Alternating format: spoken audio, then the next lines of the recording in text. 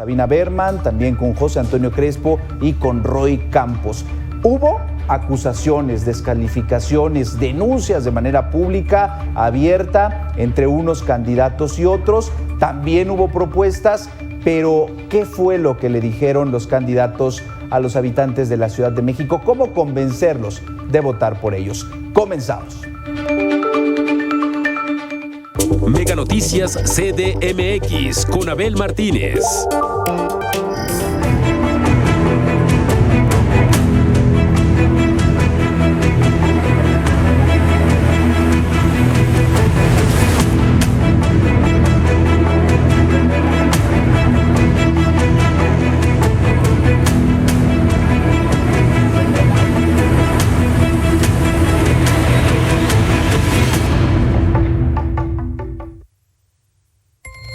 Bueno, lo más importante en las últimas horas en el centro del país fue este primer debate entre candidatos a la jefatura de gobierno de la Ciudad de México. Este debate se caracterizó sobre todo por las acusaciones. Clara Brugada señaló a Santiago Taboada de estar involucrado en la red de corrupción inmobiliaria que se descubrió en la alcaldía Benito Juárez, pero el panista aprovechó para cuestionarla por la compra misteriosa de un inmueble. Esto es parte de lo que se vivió ayer en el debate de la Ciudad de México, el debate chilango. Vamos a hablar de cómo te hiciste de un inmueble por 330 pesos. Por cierto, que no lo declaraste. ¡Qué negociazo! Nos hubiera encantado que todos en la ciudad pudiéramos tener un inmueble de 152 metros cuadrados por 339 pesos. Tú tienes una foto, esa foto tú quisieras que fuera, pero esta va a ser cuando tome protesta en el Congreso de la ciudad, porque voy a ser el jefe de gobierno de esta ciudad.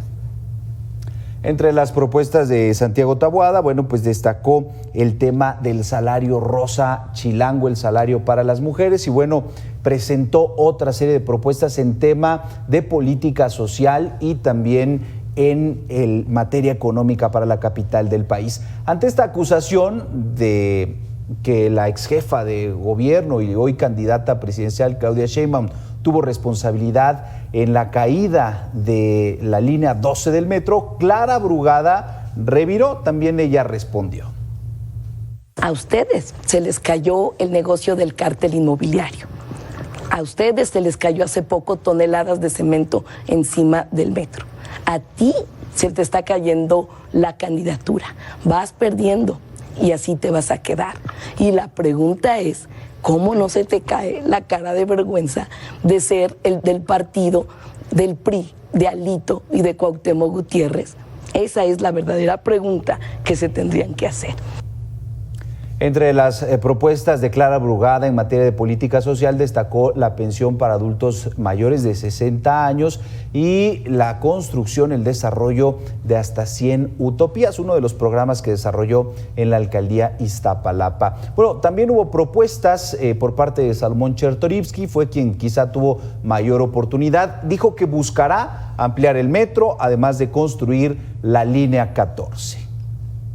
La agencia invierte en Ciudad de México, el programa de infraestructura más amplio en la historia, crear la banca de desarrollo local, la plataforma digital de información económica, el programa Clausura Cero, el programa Chilanga Emprende, el programa de sacar el aeropuerto de donde está hoy, el programa Atrévete a Emprender y una política salarial activa. Sí se puede tener una economía que crezca y que además crezca para todos. Ahí está Movimiento Ciudadano. Sin duda, momento importante, ya le adelantaba, en este desarrollo de cara a las elecciones del 2 de junio, donde se va a elegir al próximo jefe o jefa de gobierno de la Ciudad de México. Y vamos a tener esta mesa de análisis, esta mesa de debate. Vamos a saludar con gusto a Sabina Berman, ella es escritora, también a José Antonio Crespo, analista político e historiador, y a Roy Campos, usted lo conoce, director de Consulta Mitofsky. A los tres, muchísimas gracias por estos minutos para Mega Noticias, para la audiencia de Mega Noticias. Vamos a poner una sola regla que tiene que ver con el tiempo de intervención, minuto, minuto y medio. Vamos a dar un orden y bueno, pues cada quien va a poder de alguna manera exponer cada uno de sus temas y sobre todo contrastar entre nosotros. Comenzamos con Sabina Berman. ¿Y qué pasó en el debate? ¿Cuál es el balance? Hay quienes dicen ganó Clara, hay quienes dicen ganó Santiago. Salomón Chertorivsky, también él destaca, ganó Movimiento Ciudadano. Sabina, adelante. Bueno, pues a mí sí me parece que ganó Clara, porque va ganando en las encuestas y refrendó ante sus electores lo que va a hacer. Creo que fue un debate en donde cada quien le habló a su nicho, en el caso de Clara y en el caso de Taboada. En cambio, Chertorivsky le habló a todos. Lo explican las encuestas, estoy segura que Roy nos lo va a explicar. Fue una mala idea para Taboada no querer conquistar votos. En cambio, si Clara ya tiene la ventaja entre 15 y 20 puntos, Taboada necesitaba conquistar votos y no se molestó en hacerlo, no rompió la idea de que es un panista, que está aliado con priistas, no rompió la idea de que tiene un expediente abierto por corrupción. Y Chertorivsky, en cambio, como digo, sí le habló al electorado en general y fue muy claro: denme a mí la oportunidad, yo estoy aquí también, no solo ellos dos. De hecho, ya sentí que estaban todos sobrepreparados, los mecánicos, poco espontáneos, y no en vano, las cimas de emoción del debate fueron las dos veces en que Clara Brugada le puso un hasta acá a Taboada, cuando le dijo Santiago Tajada, que es un mote que se le va a quedar el resto de la campaña electoral, y cuando le dijo: tu cabeza no puede entretener sueños como las utopías porque está ocupada tramando negocios. Claro. Frase probablemente cierta además, y que cifra y descifra la contienda. José Antonio Crespo, ¿realmente es así? ¿Clara Brugada es la ganadora de este debate? Yo no puedo saber quién ganó, yo puedo dar mi opinión sobre los tres, pero ¿quién gana? Pues gana el que logre, a través del debate, posicionarse mejor en las encuestas. Y eso no lo sabemos ahora. ¿Por qué? Porque sabemos que los adeptos de cada uno de los candidatos lo ve como el ganador. Eso es siempre sucede. Incluso dicen que aplastó a los otros dos. Entonces, si por ejemplo en las encuestas, por decir algo, Clara Brugada estuviera en 40 puntos y Taboada estuviera en 30 puntos en las encuestas de intención de voto, y luego tú preguntas quién ganó el debate a ese mismo universo, va a salir 40-30 aproximadamente. Yo creo que una forma de medir realmente quién sí adelantó sería, no sé qué piense Roy, pero a mí se me ocurre que quienes sí podrían determinar quién avanza, y no solamente pues te quedas con los que ya están contigo, esos no los vas a cambiar, ni en un caso ni en otro, pero quién avanza realmente podría ser preguntarle, por ejemplo, a quienes en las encuestas se dicen indecisos y que hayan visto el debate. Tú que no sabes por quién votar, quién te gustó más, y ahí a lo mejor tendrías un elemento para saber quién ganó terreno, no que se queden igual como estaban.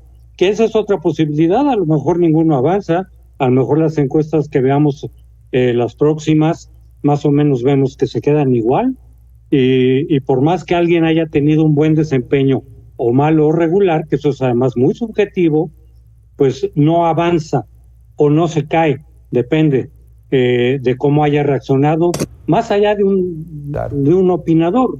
Cada quien puede decir, a mí me parecieron muy parejos, yo no voy a decir, Taboada ganó, arrasó.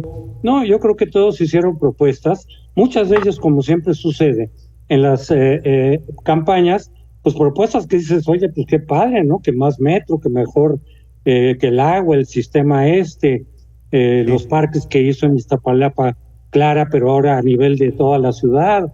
En fin, pues las propuestas que hacen en general, pues son muy buenas. La pregunta es, y eso sí, en eso sí insistió Chertorivsky, ¿cómo le vas a hacer el presupuesto, si te va a alcanzar para todo lo que ofreces? Y sobre todo, siempre queda la promesa, la posibilidad, o de que no la cumplan, como hemos visto muchísimas veces que, no digo este presidente, otros presidentes también, no cumplen lo que ofrecen, o lo hacen, pero lo hacen mal. Entonces, bueno, eso ya queda para después. Claro, gracias José Antonio. Y hablabas precisamente de una población importante, los indecisos, pero también quienes van a ejercer por primera vez su voto. Quizá en ellos sí puede impactar el tema de ver este debate, cómo se presentan las propuestas, cómo se contrastan o incluso esta parte de los señalamientos. Roy Campos, ¿impactan así los debates? ¿Qué viste el día de ayer? Primero, un gusto estar con Sabina y con José Antonio, ¿no? Un gusto, en serio, en serio. Y me sentí cuando me dices que tenemos minuto y medio, ¿no? Pero bueno. Adelante, sí. A ver, de repente voy a poner a baldes de agua fría. A ver, el debate lo ve solo el interesado en la política y solo el interesado ver a esas personas en la política. Es muy pequeño el grupo que ve el debate, que lo toma, pero muy pequeño, que le dice, voy a decidir mi voto, depende del debate. O sea, ¿no? Entonces coincido con José Antonio. Va a haber cambios de opinión. Cada quien va a ver ganador a su candidato. Entonces, esas encuestas que dicen quién ganó, lo que realmente miden es quién vio. O sea, quién vio el debate, lo vieron más de uno. No tiene sentido. ¿Qué se gana en un debate? A ver, un debate no busca cambiar preferencias, sino cambiar campaña, ¿no? Todo lo que dijeron de pe a pa, de inicio a cierre, todo lo ensayaron. Y no lo ensayaron una vez, 100 veces, y lo corrigieron y le iban, sube la mano, bájale, grita, haz. Es decir, era un debate en donde vimos la planeación del debate. Entonces, podemos decir un debate, es cada quien mide lo que le da al otro. Y entonces seguramente el tema del departamento que le sacan a Clara lo van a volver a sacar. El tema del cártel inmobiliario, de Santiago Tajada, o sea, van moviendo las campañas. Pero nadie ganó un debate, el debate se pierde y creo que todos fueron a no perder y creo que nadie perdió. El que más oportunidad tenía era Salomón y entonces creó momentos memorables, las palomitas, es un momento memorable. No debatían con él, debatían entre dos y él parecía espectador, parecían alguien haciendo spots y dos debatiendo, él haciendo spots. Llegó el momento en que les dijo, aquí estoy, voltéenme a ver, ¿no? Entonces, creo que Salomón fue el único que dijo su nombre lo dijo 3 veces. Las otras dos no dijeron su nombre, ¿no? Entonces, yo creo que todo aquí es visto como estrategia, como planeación, pero no podemos contestar quién ganó el debate. Nadie ganó el debate. Claro, importante esto que nos compartes, Roy, y también lo que sumaba José Antonio Crespo sobre esto, sobre el balance, sobre qué impacto tiene un debate. Y bueno, sí, los momentos, digamos, de mayor tensión que destacaron y que se están pues compartiendo en redes sociales fueron los de los señalamientos. Vamos a observar juntos algunos de esos momentos. 3 partidos de corrupción en un solo candidato. Y aquí están directores, aquí están tus amigos, aquí estás tú, ¿te reconoces? No puedes hablar de corrupción sin que antes veas y respondas por el problema del cártel inmobiliario. Se les cayó el metro. Los adultos mayores pelean por medicinas. Hoy no sale suficientemente agua. Ustedes, Clara, han hecho el peor gobierno en la historia. Gobernaste Iztapalapa casi 10 años y no cumpliste, mentiste. Ni es segura, ni resolviste la falta de agua y hay más pobreza. Yo me traje hasta mis palomitas porque ya sabía que no iban a querer discutir conmigo. Con la gente seria no quieren discutir. Pues vamos a hablar de cómo te hiciste de un inmueble por 330 pesos. Por cierto que no lo declaraste. ¡Qué negociazo! Nos hubiera encantado que todos en la ciudad pudiéramos tener un inmueble de 152 metros cuadrados por 339 pesos. Ni que todos fuéramos como tú, Santiago. Yo no tengo ni siquiera denuncia, tú tienes investigación y tienes activa una en contra. Y vamos contigo, Sabina. Bueno, hubo declaraciones encontradas, señalamientos puntuales. Se habla de este tema del cártel inmobiliario refiriéndose a Santiago Taboada, pero al contrario, él dice, bueno, también hay un tema de una vivienda comprada a muy bajo precio que no se hizo pública en la declaración patrimonial. ¿Cómo ver estos 2 puntos, Sabina? Bueno, no creo que hay punto de contraste. O sea, yo no sé la situación de ese departamento que señala Taboada, pero ciertamente hablar de alguna manipulación financiera en torno a un departamento de 300 metros no es comparable con las acusaciones que penden sobre el señor Taboada. De hecho, es muy difícil hablar de Taboada saltándose que tiene un expediente abierto de investigación por corrupción, y siendo que para saber si es cierto o no de lo que se le acusa basta pasearse por la alcaldía Benito Juárez, la alcaldía que gobernó, para ver los cientos de edificios que violan las normas de seguridad y en una zona sísmica.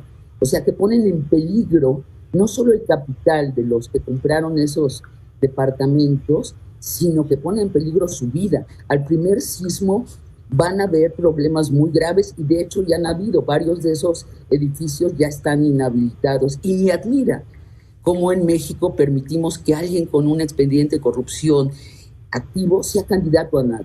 Ya no digamos a dirigir la capital del país. A mí me parece aberrante que en México normalicemos esto. Me parece aberrante que el PAN, que fue el partido que enarbolaba la bandera de la honradez, permita hoy día en esto, y permita a un candidato que además sus padrinos públicamente son Cuauhtémoc Gutiérrez, el rey de la basura y líder de un cártel de tráfico de mujeres, ahora preso, y que el primer acto que Taboada realizó en la Ciudad de México fue un mitin organizado por su gente en donde habló sobre Cuauhtémoc Gutiérrez, considerándolo un líder, y su otro padrino es Alito, el que lo destapó ante la prensa.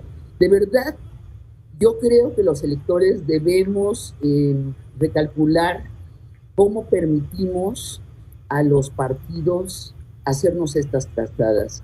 El señor Taboada no debía ser candidato. Sí. El PRIAN tenía mejores candidatos en la Ciudad de México. Tenía a Lía Limón, por ejemplo, una mujer carismática, inteligente, bien preparada, y solo se explica que Taboada sea el candidato del PRIAN por las redes de corrupción internas en esos partidos. La verdad, yo no lo puedo ver sin dejar de pensar en el cártel inmobiliario y en la pobre gente que está en esos edificios que están en peligro. Gracias, Sabina. José Antonio Crespo, bueno, eran los momentos que más se están pues reproduciendo en redes sociales. ¿Se pierde o se gana? ¿Dan pie a nuevas investigaciones donde se puede fincar alguna responsabilidad? ¿O en definitiva, pues pierden los ciudadanos al ver esta confrontación? Es natural en todas las campañas lo que llamamos campaña negativa. Por un lado están las propuestas, que desde luego que tiene que haber sobre diferentes temas, pero por otro lado también los candidatos se buscan por dónde le pueden pegar, dónde está el punto débil, si cayó en algún ilícito o no su adversario, su contrincante. Esto lo vamos a ver en todas las campañas, lo hemos visto, y pues no siempre se presentan todos los elementos como para que la gente esté segura de que efectivamente las acusaciones mutuas son reales o no, porque además ellos se defienden y dicen, pues no es cierto, esto es por tal o cual, entonces ya casi se vuelve una cuestión de fe. Yo quisiera recordar, por ejemplo, en el 2018, todo el ataque que la PGR hizo contra Ricardo Anaya, que sí le pegó, es decir, sí bajó la votación, iba como para arriba, no creo que necesariamente hubiera ganado, pero sí le bajó muchísimos votos, y él decía, bueno, pues si soy culpable, pues vengan por mí, ¿por qué se esperan a la campaña? Si todo eso que están diciendo es real y tienen las pruebas, etcétera, pues aquí estoy, vengan por mí. Eso lo dijo varias veces, y no, se trataba del uso de ciertos ataques para efectos político-electorales. Yo no sé si de lo que se le acusa a Santiago Taboada es real o no, no tengo los elementos para saberlo, pero si sí fuera real, pues yo digo que tendrían que proceder en todo caso y no dejarlo ser candidato y eventualmente ganar. Y pongo un ejemplo también reciente, Delfina Gómez. El tribunal dijo que efectivamente se había hecho un delito electoral de la que ella formaba parte cuando fue alcaldesa, pero que el tribunal no podía sancionar directamente la parte legal. Esa le correspondía a la Fiscalía Electoral. La Fiscalía Electoral no hizo absolutamente nada. Y entonces, con esa sospecha o esa acusación, llega Delfina, compite y gana. Bueno, pues yo digo que si llegan candidatos que están acusados de algo, se tendría que proceder y declararlos inocentes o no, y no dejarlos competir y hasta que ganen. Si ese es el caso de Taboada, pues estaría muy mal que lo dejaran. De hecho, fue esa su defensa. Él dijo, pues estaba ahí la investigación, no se me ha comprobado nada y por eso estoy como candidato. Roy, ¿esto impacta las campañas negras, la guerra sucia impacta a favor? Es decir, ¿alguien se interesa por investigar, por realmente llegar hasta el punto donde diga, no, pues no hay nada en contra de uno o de otro candidato? ¿O en definitiva es al contrario y dicen, no, pues no está tan buena la política en nuestro país? A ver, primero, las propuestas no impactan nada. Lo que impacta es la información que se da a través de las campañas de ataque. O sea, el decir voy a hacer tantas utopías es menos importante que decir hiciste esto. O sea, y la gente puede decir que no es cierto, pero le interesa más la parte negativa, de chisme, de morbo, ese importa más. Mira, voy a coincidir en algo con Sabina, pero no porque crea que alguien hizo mejor papel que otro o hizo más propuestas. No. ¿Qué es un debate? Un debate es un momento de riesgo para el que va adelante.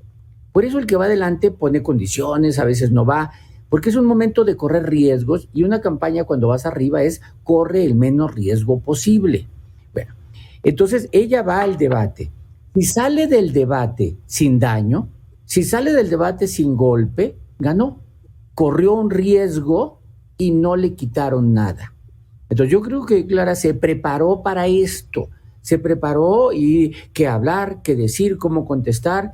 Me sorprendió que atacara a ella, incluso, pues, o ya atacó diciéndole no se te cae la cara de vergüenza, o sea, lo atacó con el cártel, o sea, no se conformó con ignorar los ataques, sino que también atacó, sorprendió.